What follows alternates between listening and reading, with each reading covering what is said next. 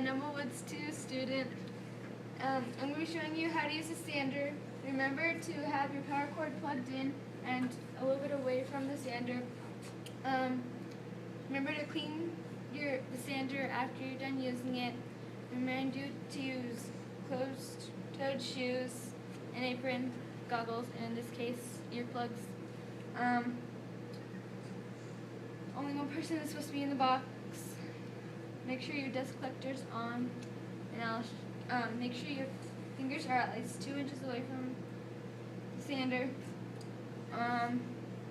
Yeah.